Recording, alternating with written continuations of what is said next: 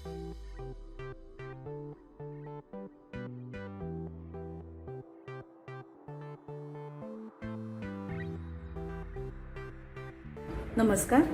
सुप्रियाज किचनमध्ये आज आपण बघणार आहोत मुंबईचा प्रसिद्ध माहीम हलवा.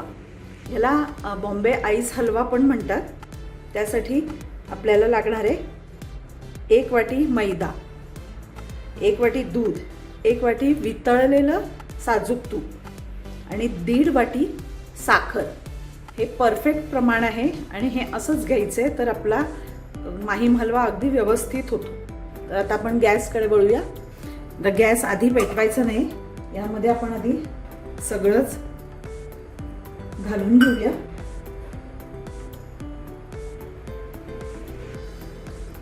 एक वाटी दूध आणि 1.5 वाटी साखर. हे सगळं मिक्स करून घ्यायचंय आधी. मैद्याच्या ज्या गुठळ्या होतील त्या आधी मोडून घ्यायच्या व्यवस्थित.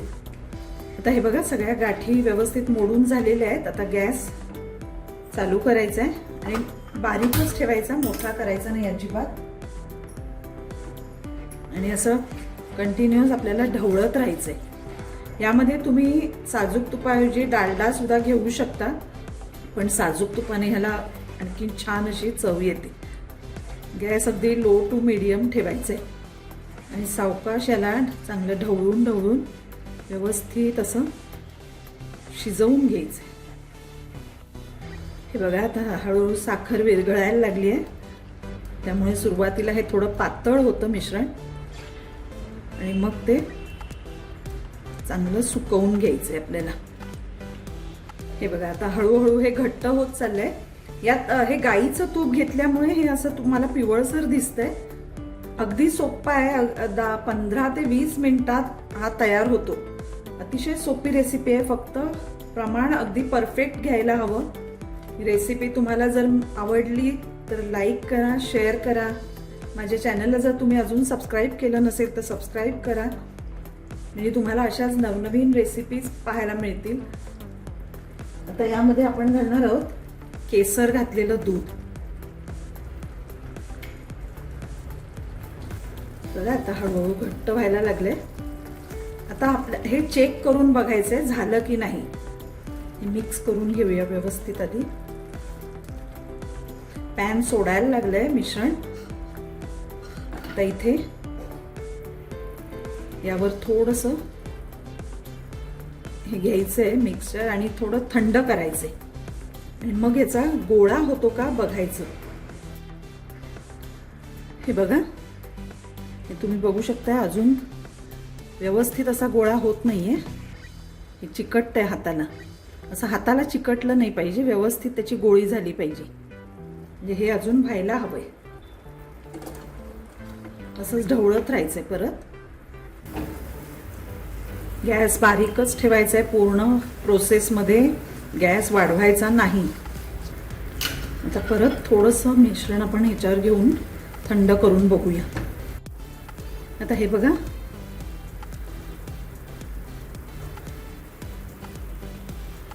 हे आता व्यवस्थित गोळी होतीये ह्याची. अजून 2 मिनिटं आपण परतूया आणि मग हे काढायचे. आता आपलं हे मिश्रण तयार आहे. गॅस बंद करूया आणि ह्यातलं अर्ध घेऊन आपल्याला पेपरवर थापायचंय.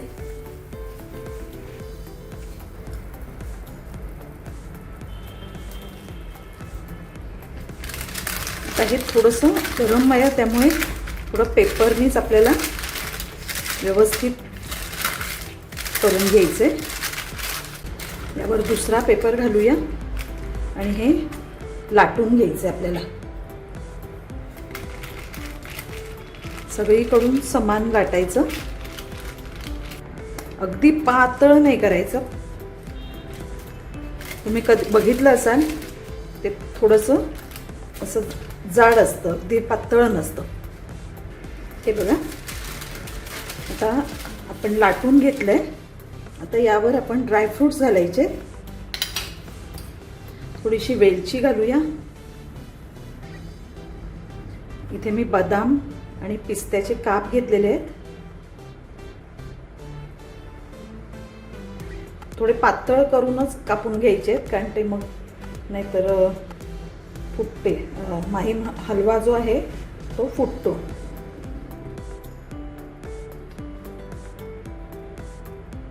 आता परत हे असं घालायचे आणि वरून लाटायचं, म्हणजे हे जे ड्रायफ्रूट्स आपण घातले आहेत ते व्यवस्थित त्याच्यामध्ये सेट होतील. हलक्या हातानेच करायचं आता. बस आता हे काढून आपण असंच ठेवून द्यायचं आहे. ते थोड्या वेळाने व्यवस्थित सेट होईल आणि मग त्याचे कट करायचे पीसेस. त्याचप्रमाणे आता दुसरं पण तसंच आपण करून घ्यायचं आहे. हे बघा, आपलं दुसरं पण रेडी आहे. आता हे असंच थोडं ठेवायचं आहे वाऱ्यावर, पंख्याखाली किंवा फ्रीजमध्ये ठेवायचं नाही आहे. असंच ठेवायचं, ते आपोआप सुकतं.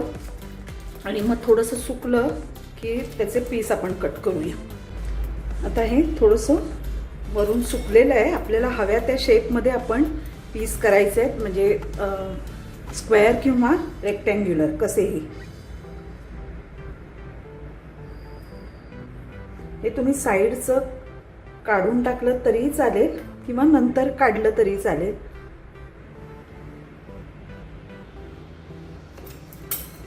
आता हे परत थोडं सुकू द्यायचंय आणि मग आपण पीस काढूया.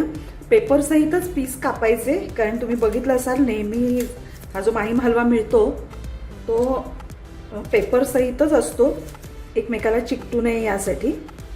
आता हे बघा व्यवस्थित सुकलेलं आहे. आता ह्याचे आपण कात्रीनेच कापून घ्यायचे, कारण ते आपल्याला पेपर सहितच ठेवायचे. जे आपण कट केले होते तिथूनच कट करायचे.